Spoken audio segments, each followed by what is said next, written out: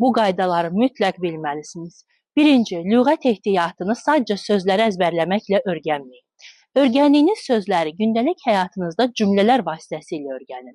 Mütləq bir söz öyrəndinizsə, o sözü istifadə edə biləcək cümlə qurun özünüzdə. Bu birinci qayda. Qrammatikanı kör-körənə əzbərləməyin. Bir qrammatika öyrəndinizsə, əvvəlki qrammatikalarla əlaqələndirin. Onda qrammatika zəncirvari yadınızda qalacaqdır. Və ingilis dilinin ən əhəmiyyətlisi esse yazmaq, inşa yazmaqdır. Yəni, öz fikrinizi ifadə etmək. İnşa yazma vərdişini formalaşdırmaq üçün əvvəlcə kiçik inşalardan 2-3 cümləlik, daha sonra 4-5 və beləliklə inşa qabiliyyətinizi daha da inkişaf etdirə bilərsiniz. Əgər mükəmməl esse yazmaq istəyirsinizsə, unutmayın, birinci esseyə mükəmməl bir giriş verməlisiniz. Mükəmməl giriş o demək deyil ki, orada çoxlu söz bazası olmalıdır. Giriş odur ki, əhatəli olmalı, ətrafda olanları təsvir etməlisiniz.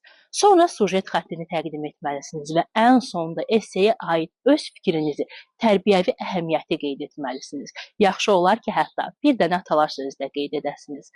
İngilis dilində atalar sözləri istəsəniz, aşağıdakı rəylərdə PDF yazın. Mən sizə ingilis dilində atalar sözlərini ödənişsiz şəkildə PDF formada göndərim.